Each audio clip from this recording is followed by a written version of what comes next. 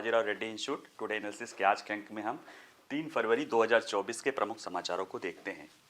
आज के अगर हम प्रमुख समाचार देखें तो 3 मुद्दे हैं या 3 समाचार हैं जिन पे हम विश्लेषित करके समझने की कोशिश करेंगे। जो पहला समाचार है वह है कि आप सुन ही रहे होंगे कई दिन से जो है भारतीय नौसेना ईरानी पोत को बचा रही है, वहाँ के बचा रही है, समुद्री लुटेरों से बचा रही है। एक हूती विद्रोहियों वाला तो है ही है, लेकिन इधर बीच हूती शुरू हुआ है तो जो 2020 के बाद से जो समुद्री लुटेरों का मामला एक तरह से देखा जाए कि शांत हो चुका था, वो फिर से शुरू हो गया है। और भारतीय नौसेना लगातार जो है ईरान के सैनिकों की ईरान के लोगों को, पाकिस्तान के लोगों को बचा रही है। अभी कल भी एक ईरानी पोत को, मछली पकड़ने वाले पोत को बचाई जिसमें ईरान और पाकिस्तान दोनों के जो है वहाँ पे नाविक थे। ठीक है, तो ऐसे में ये मुद्दा चर्चा में हो गया है कि समुद्री डकैती का जो अपराध है, समुद्री अपराध, वो क्या है और इसका मुकाबला कैसे कर रही हैं हमारी सुरक्षा बल। ठीक है, तो इसको हम समझेंगे क्योंकि कई लोगों की इच्छा होती है कि भारतीय नौसेना अगर उन लोगों को पकड़ रही है जो समुद्री लुटेरे हैं तो उनका क्या कर रही है। ठीक है, तो इसमें वो सारे आपके जो है क्यूरियोसिटी का जवाब मिल जाएगा और इस चुनौती, इस समस्या का क्या दीर्घकालीन और उस तरह का समाधान है वो भी मिल जाएगा। ठीक है, जहाँ तक दूसरा मुद्दा है, एक प्रधानमंत्री जी जो है 23 तारीख को जो है 23 जनवरी को उन्होंने एक सूर्योदय योजना, प्रधानमंत्री सूर्योदय योजना शुरू की थी।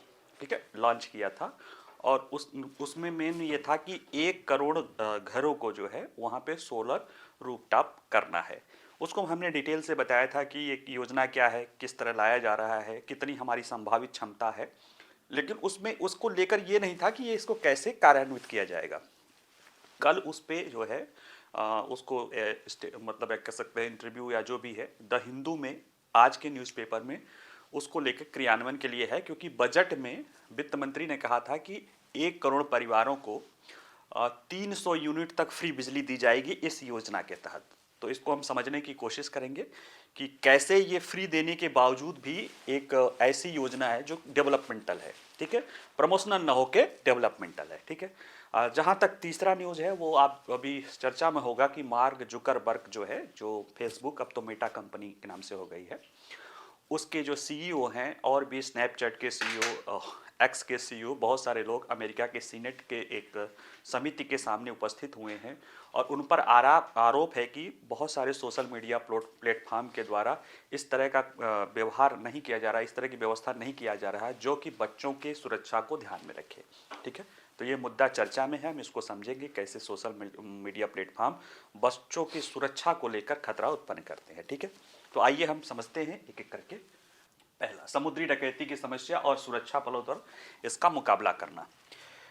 मामला क्या है या मुद्दा क्या है कि देखिए पिछले कुछ समय से अक्टूबर में हमास के हमले के बाद से ही नवंबर से जो है हूती विद्रोही, जो यमन के हूती विद्रोही हैं, जो बाबल मड्डेब या अरब सागर, लाल सागर के इलाके में जो यमन वाला है वहाँ पे हैं, उन्होंने जो है हमास के सॉलिडरिटी में कि हमास का सहयोग करते हुए इजराइल और उसके सहयोगी देशों के जो है जो समुद्री परिवहन है या जो पोत परिवहन है उस पे हमले करना शुरू किए थे। उसी के साथ साथ जो है आपने देखा होगा कि सोमालिया डकैत फिर से एक्टिव हो गए हैं और उनमें से कई सारे ऐसे जो डकैती या अपहरण के प्रयास को भारतीय नौसेना ने अपने को जो है उसको डिफ्यूज़ किया है, उनको बचाया है। इसमें से कई सारे पाकिस्तानी नागरिक भी हैं जिसको लेकर पाकिस्तान के लोग ही भारत की नौसेना की तारीफ कर रहे हैं और पाकिस्तान की। तो इसको हम समझेंगे कि भारतीय नौसेना ऐसा क्यों कर रही है, उसके पीछे क्या वजह है, या ये मुद्दा कैसे, समुद्री डकैती का मामला क्या है, ये किन क्षेत्रों में है, उन्हीं क्षेत्रों में क्यों है। ठीक है, और इसका क्या समाधान हो सकता है, क्या समाधान किया जा रहा है, क्या समाधान हो सकता है। और सबसे जो है कि जो एक क्यूरियोसिटी है ज़्यादातर लोगों के दिमाग में, बच्चों के, कि जो लोग पकड़े जाते हैं, नौसेना जिनको पकड़ती है उनका क्या करती है। जैसे अगर कोई जो है समुद्री लुटेरा पकड़ा गया है तो उनका क्या किया जाता है। ठीक है, तो आइए हम इसको समझते हैं। मुद्दा क्या है, देखिए अभी जो है भारतीय नौसेना के युद्धपोत आईएनएस शारदा ने अरब सागर में इस तरह के अभियानों की श्रृंखला के नवीनतम में सोमालिया की पूर्वी तट पर 11 ईरानी नागरिक और 8 पाकिस्तानी नागरिक, 19 नागरिकों की एक नौका थी समुद्री ईरानी ध्वज की जो है वो मछली पकड़ने की, उस पे समुद्री डकैत ने उनका जो है लुटेरों ने या डकैतों ने जो है उस पे हमला किया था, उसको जो है यही आइनस शारदा ने उसको छुड़ाया है। तो इसलिए ये मुद्दा चर्चा में हो गया है। दूसरा है कि इसी तरह के और भी प्रयास लगातार होते रहे, कि ये पहला नहीं है, इसके पहले भी बहुत सारे आइनस जो है विशाखापत्तनम कई सारा कर चुकी है, और बहुत सारे ऐसे और भी 2-3 कार्रवाई, जैसे कि श्रीलंका के समुद्री जो है मछली पकड़ने वालों को छुड़ाया गया है, पाकिस्तान के छुड़ाया गया है, ईरान के छुड़ाया गया है, कई सारे ऐसे जो जहाज जा रहे हैं शिपिंग लेन, उनको भी इसी तरह के समुद्री अपहरणकर्ताओं से छुड़ाया गया है। हूती वाला का तो चलो विद्रोहियों का वो अलग है, उसको तो छोड़ो, ये जो समुद्री लुटेरों का मामला है इसको लेके, और एकाएक काफी मतलब 2020 के बाद से अगर देखा जाए तो 2016 के बाद लगभग खत्म, फिर भी 19-20 के बाद से यानी 4-5 साल बाद पुनः ये मुद्दा चर्चा में हो गया है। लेकिन ये मुद्दा चर्चा में रहा है, कब से रहा है, यानी ये देखा जाए कि समुद्री डकैती प्रभावित क्षेत्र कौन कौन से हैं और वो उन्हीं क्षेत्रों में क्यों है। तो कहा जाता है, जैसे आपने एक जॉनी डेप की मूवी देखी होगी ना, Caribbean, Pirates of the Caribbean sea, है ना, उसमें देखा होगा कि वो उनका एक काम है, तो उस तरह की चीजें हैं। लेकिन वो ऐसा नहीं है कि वो शौकिया या कोई जाति है, उनकी कोई मजबूरी रहती है, क्योंकि जहाँ के ये होते हैं वहाँ की बहुत खराब व्यवस्था होती है और कई सारी तकनीकी कारण होती हैं जो उनको उस क्षेत्र को जो है डकैती, समुद्री डकैती पूर्ण क्षेत्र यानी प्रभावित क्षेत्र बनाते हैं। ठीक है, और ये समुद्री डकैती तब से है जब से समुद्री यातायात या परिवहन शुरू हुआ है, तब से लुटेरे हैं, यानी जब से कह सकते हो बाजार लगा है तब से ही लुटेरे आए हैं। ठीक है ना, तो ये ऐसा नहीं है कि कोई आज की घटना है, ये बहुत पुरानी, यानी उतनी ही पुरानी जितनी पुरानी समुद्री यात्रा है। ठीक है, और ये कई सदियों से अस्तित्व में रही है। ठीक है, और हाल के वर्षों में देखा जाए तो अफ्रीका के पश्चिमी तट में है, ये अदन की खाड़ी में है, horn of Africa, Bangladesh, Malacca जल डमरू मध्य के जल क्षेत्रों में समुद्री डाकुओं के हमले देखे गए हैं। यानी ज्यादातर अफ्रीका के पश्चिमी तट, अदन की खाड़ी यानी हॉर्न ऑफ अफ्रीका, सोमालिया और इधर बांग्लादेश और मलक्का जल डमरू मध्य के क्षेत्र में जो है चीजें देखी गई हैं। ये जो दोनों क्षेत्र देखेंगे तो वहां पे कई सारे देश हैं, बहुत सकरा समुद्र है और प्रमुख जो है परिवहन मार्ग है। जैसे ये जो मलक्का जल डमरू मध्य है, आप देखेंगे कि दुनिया का अगर कह दें इंडो पैसिफिक क्षेत्र का 2/3 व्यापार इसी से होके गुजरता है, मलक्का जल जो है स्टेट के छोटे से सागर से, तो ये कोई अतिशयोक्ति नहीं होगी। और इसी तरह से जो स्वेज नहर, अगर आप देखें स्वेज नहर होके अगर देखा जाए तो दुनिया का 10% व्यापार होता है। तो ऐसे में जो है स्वेज नहर और लाल सागर और बाल मंडेप, ये वाला इलाका भी जो है कहीं ना कहीं इसी तरह से बहुत बिजी रूट है और कई सारे छोटे छोटे देश हैं। और उन देशों के साथ साथ जैसे अगर देखा जाए तो इसमें जो मेन वजह क्या होती है, तो सबसे पहले इन समुद्री क्षेत्रों की सुरक्षा व्यवस्था खराब है, यानी जो उसके तटीय देश हैं उनकी सुरक्षा व्यवस्था उतनी बेहतर नहीं है। ज्यादातर ऐसे देश हैं जिनके पास बहुत मजबूत समुद्री सेना नहीं है। ठीक है, अगर आप स्वेज सागर वाला इलाका देख लें तो ज्यादातर अफ्रीकी देश हैं, उनके पास उस तरह से नहीं है, या यमन है या इस तरह के देशों के पास है, या खाड़ी के देशों के पास है, तो बहुत बड़ी उनके पास जो है सामुद्रिक शक्ति नहीं है। उसमें या तो भारत होता है या तो अमेरिका होता है या तो चीन या इस तरह के या तो पश्चिमी देश आते हैं, वही उनके पास नौसैनिक सुरक्षा देते हैं। दूसरी जो है इसमें है कि इन क्षेत्रों पर आमतौर पर शिपिंग यातायात की सांद्रता होती बहुत ज्यादा होती है, या तो शिपिंग मार्गों में चोक पॉइंट होते हैं या जहाजों की भौगोलिक स्थिति के अनुसार एकत्रित होने या धीमा करने के लिए मजबूर हुआ जाता है। यानी वहां पे ज्यादातर जहाज धीमी गति से या जो है धीमी गति से या वहां पे इकट्ठा होते हैं। ऐसे में वो जो है समुद्री डकैतों के लिए आसान चारा बन जाते हैं, क्योंकि उनके लिए बहुत समुद्र में घूम के और जाना जरूरत नहीं पड़ता, वहां पे ऐसे ही वो रुके होते हैं, या उनकी स्पीड कम होती है या तटों से बहुत कम दूरी होती है, तो छोटे जहाजों के जरिए भी वो वहां पे आसानी से पहुंच सकते हैं। ठीक है, और साथ ही में अक्सर इन क्षेत्रों के निकट भूमि पर खराब प्रशासन या उथल पुथल होती है। यानी जो जिन क्षेत्रों में समुद्री डकैती पाई जाती है उनके आसपास के जो देश हैं वहां पे जो है शासन व्यवस्था या देश की व्यवस्था बहुत खराब रहती है। ठीक है, चाहे सोमालिया हो, चाहे जिबूती हो, चाहे उसके और भी बहुत सारे देश हैं, सूडान हो या यमन ही देख लो, यहाँ पे सब की जगह कहीं ना कहीं कोई गृह युद्ध चल रहा होता है, कहीं जो है तख्ता पलट हो रहा होता है, कहीं बहुत गरीबी होती है। ठीक है, तो ये सारी चीजें चल रही होती हैं। और चौथा, ये क्षेत्र अधिकतर अंतर्राष्ट्रीय जल और अंतर्राष्ट्रीय जल डमरू मध्य या द्वीप समूह होते हैं, जिनमें एक से ज्यादा देशों की, कई सारे देशों की सीमाएं लगती हैं। तो उसमें समस्या आ जाती है कि कौन सा देश देखे। संसाधनों के लिए तो सारे देश आते हैं, लेकिन जब एक ही जगह कई सारी सीमाएं हो जाती हैं तो वहां पे दिक्कत होती है।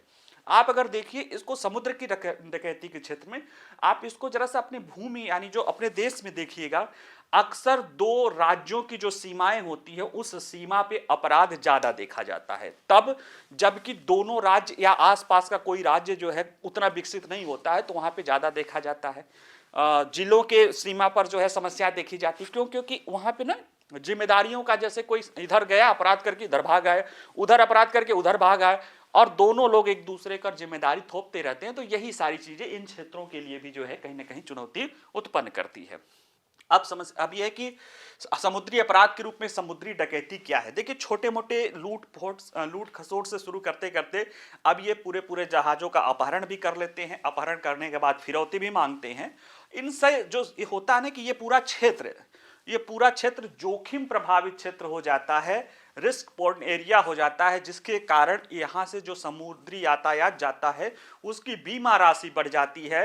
या जैसे देखिए अभी समस्या आने लगा है, तो एक तो बीमा राशि बढ़ गई है समुद्री परिवहन का, दूसरे ये लोग पूरा जो है साउथ अफ्रीका, पूरा जो है अफ्रीका महाद्वीप घूम के जाने लगे हैं, जिससे कहीं ना कहीं जो है इस जो है सुरक्षा और वैश्विक आपूर्ति श्रृंखला को लेकर खतरा उत्पन्न हो जाता है। ठीक है, अब अगला जो हमारे देखना है कि समुद्री डकैती से कैसे निपटा जा सकता है।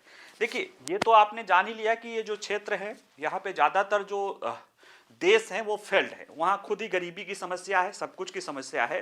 तो ऐसे में ये जो समुद्र में लुटेरे दिखते हैं, ये जो लूटपाट दिखता है, ये इसका कारण कहीं और है। इसका कारण कहाँ? जैसे जो सोमालिया डकैत हैं दिख रहे हैं, तो वो सोमालिया में जो समस्या है, सोमालिया में जो गरीबी है, सोमालिया में जो लालनेसनेस है, उसके कारण दिखाई दे रहे हैं कहां पे? समुद्र में डकैती। तो वो एक समस्या है, और इसका जो है कहीं ना कहीं उन क्षेत्रों में कैसे शांति बनाई जाए, कैसे विकास लाया जाए, इसको लेकर वैश्विक व्यवस्था को कूटनीतिक प्रयास करने होते हैं।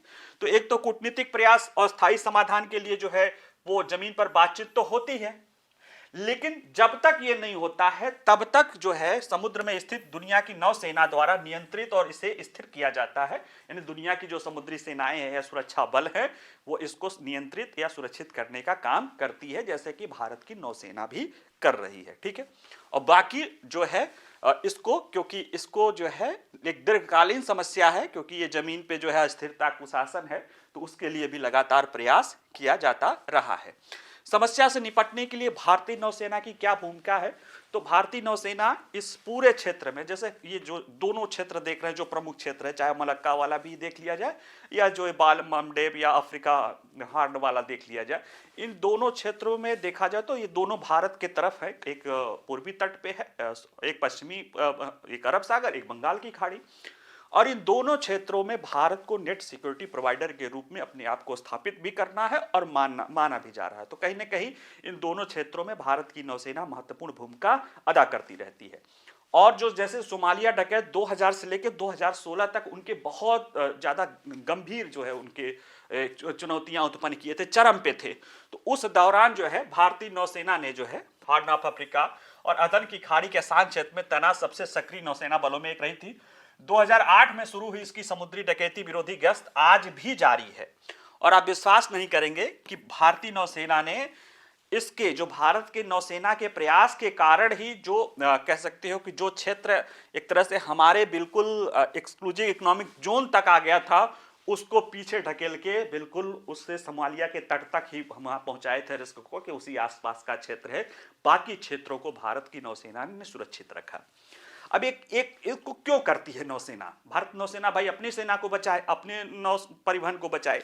देखिए, एक तो भारत को अगर कहते हैं कि दुनिया में अपनी पहचान बनानी है, और हिंद महासागर कहा जाता है कि हिंद महासागर नाम भारत में पड़ा है, तो वहां पे अपनी केंद्रीय भूमिका निभानी है, तो उसको नेट सिक्योरिटी प्रोवाइडर की भूमिका अदा करनी पड़ेगी। ये तो एक चलो स्ट्रेटेजिक्स और साइकोलॉजिकल। दूसरा है कि अगर वो भारतीय नौसेना ऐसा नहीं करता है और सुरक्षा का खतरा भारतीय सीमा के तट तक आ जाता है, तो जो और इसी सुरक्षा का हवाला, इसी समुद्री डकैती का हवाला देते हुए चीन की नौसेना या और जो एडवर्सली देश है उनकी नौसेना हमारी एक्सक्लूसिव इकोनॉमिक जोन तक भी उनको चूंकि फिर राइट मिल जाएगा अपने नौ परिवहन के लेकर, सुरक्षा को लेकर उसकी नौसेना लगाने के लिए। इसलिए भारतीय नौसेना लगातार ये कोशिश कर रही है कि ये जो सुरक्षा का जो उसका जो रिस्क का क्षेत्र है ये पश्चिमी अफ्रीका या सोमालिया के तट के आसपास ही केंद्रित हो, ताकि चीन और इस तरह की जो खासतौर से मेन चीन ही है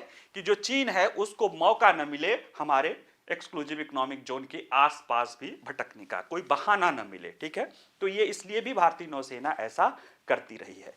अब एक प्रश्न ये है कि जब ये लोग पकड़ लिए जाते हैं, नौसेना इनको पकड़ लेती है, फिर इसके बाद इनका क्या किया जाता है? ठीक है, मान लिया जैसे अभी पकड़े गए थे जो पाकिस्तान के बोल रहे थे कि नौसेना, भारतीय नौसेना को देखकर सोमालिया डकैत थे, तुरंत हथियार फेंक देते हैं।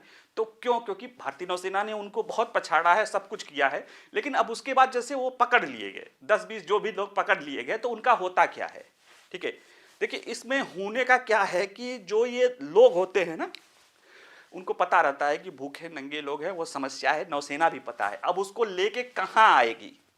अब नौसेना लेकर आए अपने देश में, किस कानून के तहत? अगर वो अंतर्राष्ट्रीय जल में हुआ है, किसी दूसरे जहाज पे हुआ है, तो उसको किस जहाज को, किस देश को दे? वहां पे वही जैसे वो क्षेत्र है ना, वहां पे कि किसकी जिम्मेदारी है, किसका फोर्स है, किसका इलाका लगता है ना?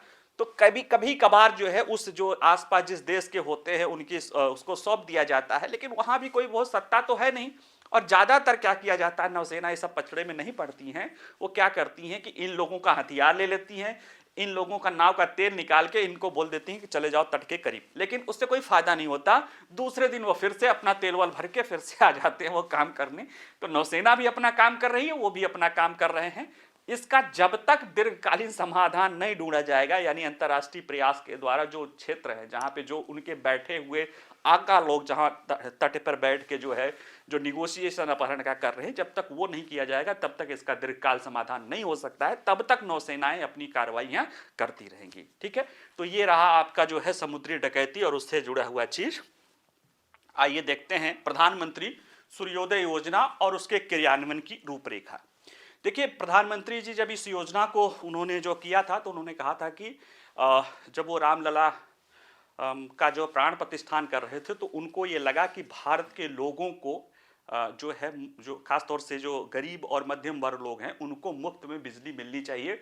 और मतलब उनके जो है इसके लेकर जो है प्लान बनाया कि 1 करोड़ जो है सोलर पावर प्लांट जो है छतों पे लगाए जाने चाहिए। ठीक है, और इसको लेके जो है सरकार ने योजना शुरू की, और उस समय मैंने इसको आपको पढ़ाया भी है, पीछे जाके इसके बारे में डिटेल पढ़ सकते हैं, थोड़ा हम बताएंगे भी।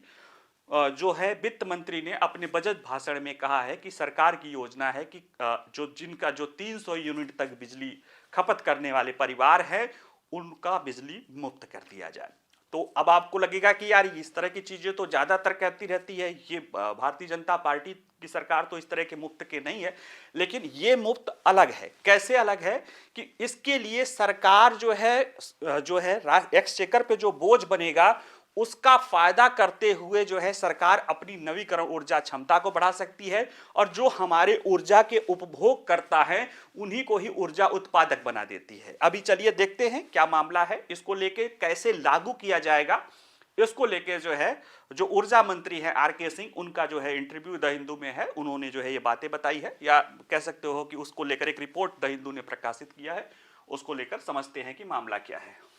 मामला जैसे प्रधानमंत्री सूर्योदय योजना के माध्यम से घरेलू छत पर सौर प्रणाली को अपनाने पर नए सिरे से जोर देने के हिस्से के रूप में केंद्र सरकार द्वारा उन घरों के लिए ऐसी प्रणाली स्थापित करने की पूरी लागत वहन करने की योजना है जो प्रतिमाह 100 यूनिट से कम बिजली का खपत करते हैं। यानी जो परिवार 100 यूनिट से कम बिजली खपत कर रहा है, ऐसे लगभग 1 करोड़ परिवार, और उनका जो है पूरा लागत वहन करेगा, और उनको बिजली का बिल बिल्कुल नहीं देना पड़ेगा। उनका ये भी नहीं कि जो बिल दे रहे हैं वो भी नहीं देना पड़ेगा, और उनका एक भी लागत नहीं वहन करना पड़ेगा। सरकार ऐसे 1 करोड़ परिवारों के यहाँ जो है सोलर पैनल स्थापित करेगी। ठीक, और साथ ही में इससे जो उम्मीद की जा रही है कि इससे 1 से 1.5 लाख करोड़ रुपए का 1 से 1.5 लाख करोड़ रुपए का खर्चा सरकार के ऊपर आएगा, केंद्र सरकार के ऊपर आएगा, और केंद्र सरकार इसकी जिम्मेदारी स्वतः ली है, जो उसके जो पब्लिक सेक्टर जो पावर जनरेशन आदि एनटीपीसी, एनएचपीसी, इस तरह की नेवली आदि है, उनको जिम्मेदारी दी गई है कि वो ऐसे लोगों को पहचान करें और वहाँ पे जो है सोलर पावर प्लांट लगाएं।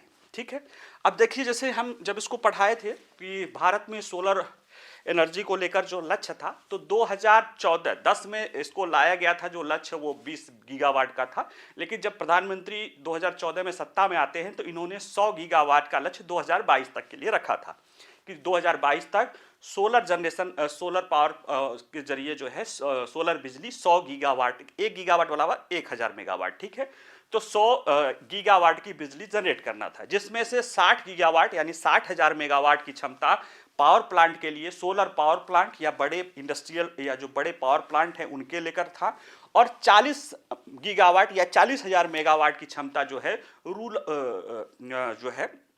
रूफटॉप जो है हाउस होल्ड रूफटॉप पे लगाना था। ये उम्मीद लगाई गई थी कि चूंकि भारत में 25 करोड़ रूफटॉप हैं, 25 करोड़ घर हैं, अगर उनके रूफटॉप पे लगाया जा सके तो टोटल 618 गीगावाट जो है सोलर पावर जनरेट किया जा सकता है, इतनी क्षमता है। और अगर हम 20 या 10% भी कर लें तो 50-60 गीगावाट की क्षमता आसानी से कर सकते हैं। इसी को ध्यान में रखते हुए 40 गीगावाट का लक्ष्य रखा गया था।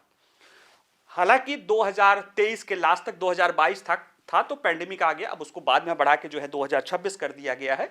तो पैंडेमिक यानी पिछले साल दिसंबर तक जो है इसी दिसंबर तक जो है जो टारगेट था उसमें देखा गया कि जो 60 गीगावाट वाला सोलर प्लांट का टारगेट था वह तो 59 गीगावाट तक पहुंच गया था, लेकिन जो 40 गीगावाट का घरेलू सोलर पावर लगाना था वो सिर्फ 12 गीगावाट पहुंचा था। और वह भी उसमें अगर जो पब्लिक प्राइवेट, एक तो इंस्टीट्यूशनल हो गया, यानी कि जो कोई संस्थान है, कोई सरकारी जो है संस्था है, उसके छत पे तो 10 गीगावाट लगा, लेकिन जो घरेलू थे वो 2 ही गीगावाट लग सका था। यानी काफी कुछ जो है इसमें कहीं ना कहीं देखा गया तो 6 से 7 लाख परिवारों के यहाँ ही ये चीजें लगी थी। यानी कहीं ना कहीं ये चीज सफल नहीं हो पाई। कौन सा? घरेलू वाला।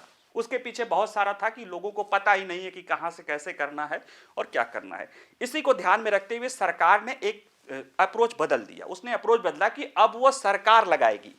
देखिए इसमें लगाने का क्या है कि जैसे अभी ये जो योजना है हम इसको साथ साथ लेते चलते हैं कि इसमें जो है कैसे लगाया जाएगा, क्रियान्वयन की रूपरेखा क्या की गई है। तो इसमें यह है कि ये ढूंढा जाएगा जो केंद्र सरकार के जो पावर जनरेशन कंपनियां हैं, जैसे एनटीपीसी है, जैसे और एनएचपीसीएल है, और जैसे नेवली है, ऐसे जो कुछ प्रमुख जो है ऊर्जा उत्पादन कंपनियां हैं, पब्लिक सेक्टर एंटरप्राइजेस, उनको जिम्मेदारी दी गई है कि ऐसे 1 करोड़ परिवार ढूंढो जिनकी मासिक खपत 300 यूनिट से कम हो।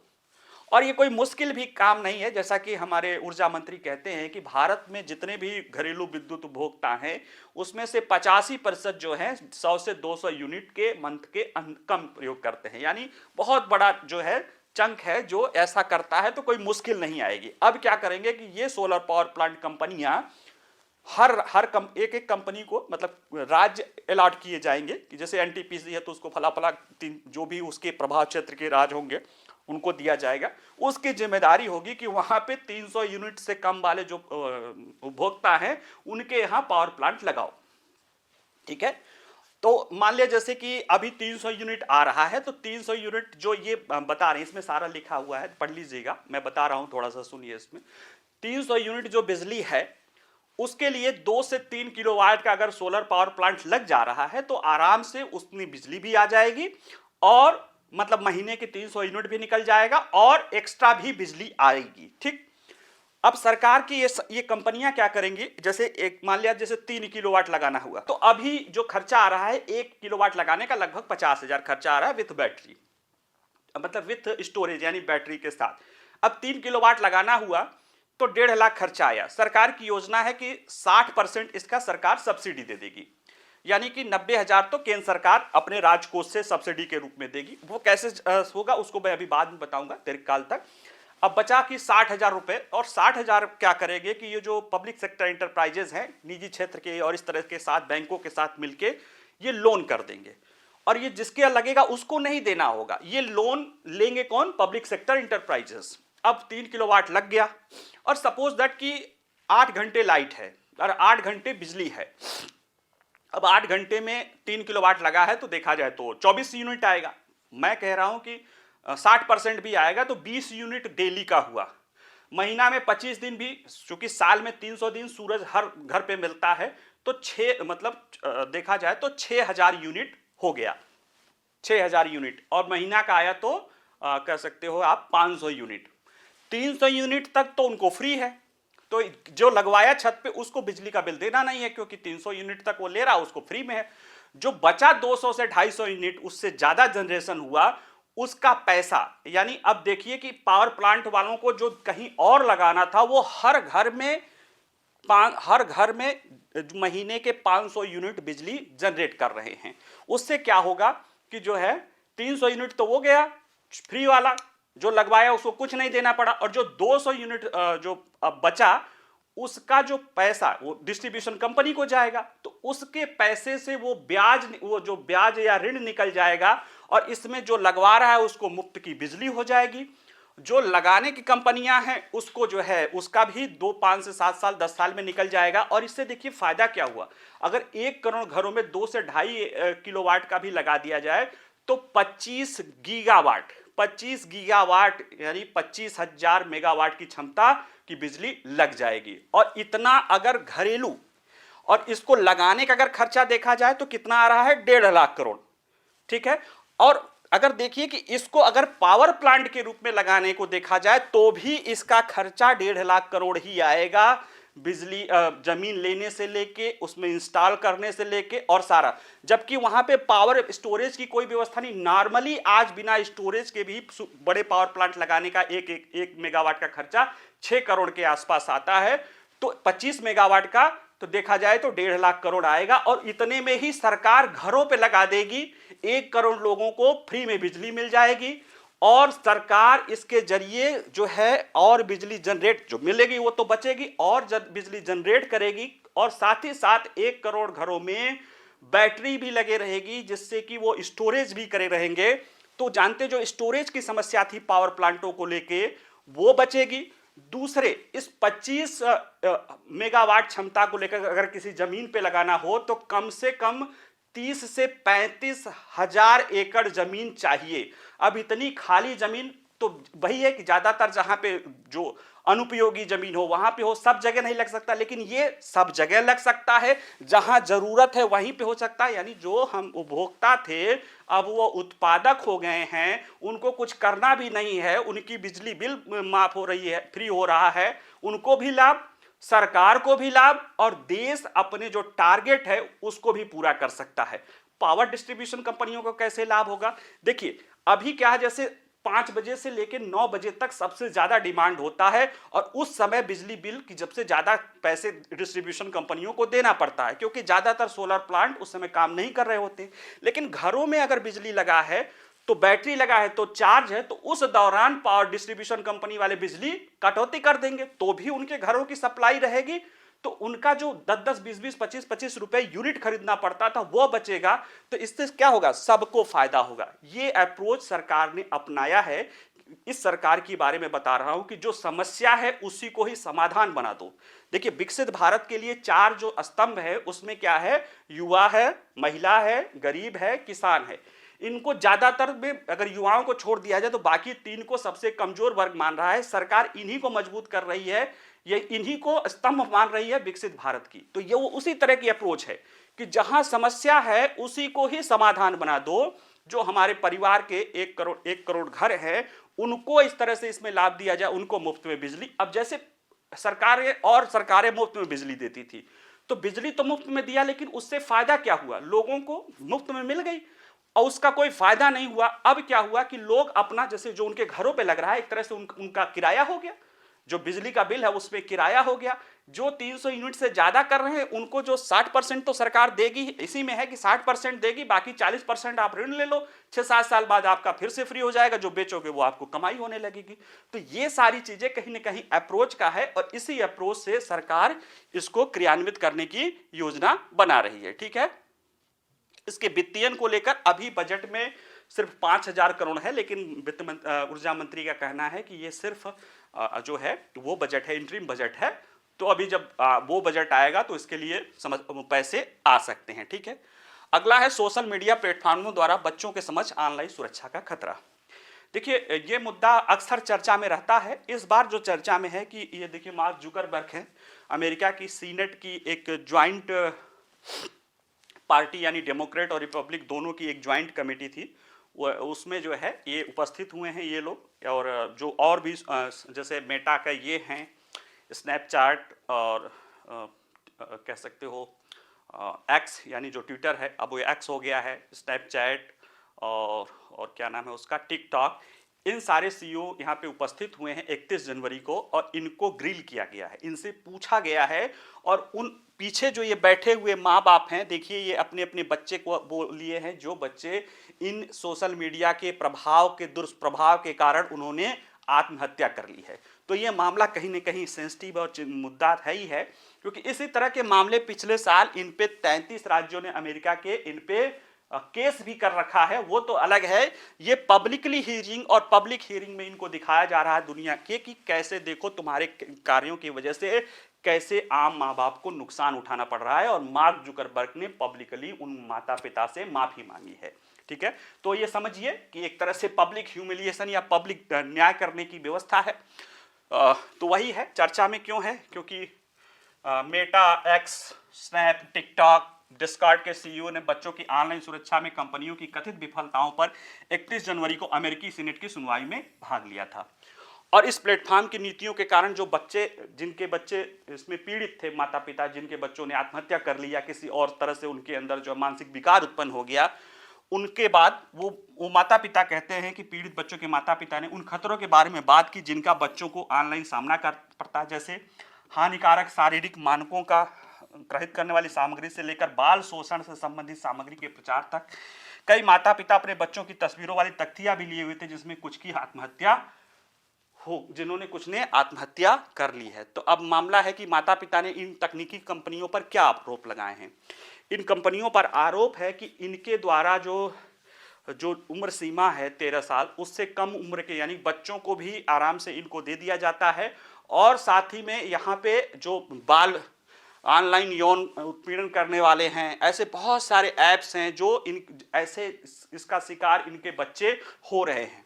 अभी कुछ दिन पहले ही एक जो क्लास एक्शन सूट आया है, उसमें एक इसी मेटा की एक कंपनी की पूर्व कर्मचारी थी जिसने कहा था कि मेटा को, इंस्टाग्राम को पता था कि उसके एक ऐप की वजह से बच्चों में इसके लत लग सकते हैं, या बॉडी डिस्मॉर्फिया वो होती है जिसमें लोग अपने शरीर को लेके अनावश्यक सोचते हैं कि ये कमी है, वो कमी है, ये कमी है।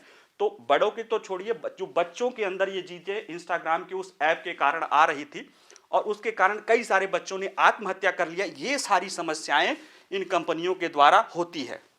और इस ऐप्स के बारे में रिसर्च आया है कि पीयू रिसर्च एक संस्था है, उसने कहा कि अमेरिका में 18 से 29 वर्ष तक के 78% जो लोग हैं वो कहीं ना कहीं इंस्टाग्राम, 65% जो बच्चे स्नैपचैट, और 18 से 29 साल के 62% युवा जो है टिकटॉक का प्रयोग करते हैं। यानी कहीं ना कहीं इन ऐप के ज़्यादातर जो कस्टमर हैं वो छोटे बच्चे से लेकर किशोर हैं, और उनके सामने इस तरह की समस्याएं आ रही हैं, वो कहीं ना कहीं गंभीर मुद्दा है।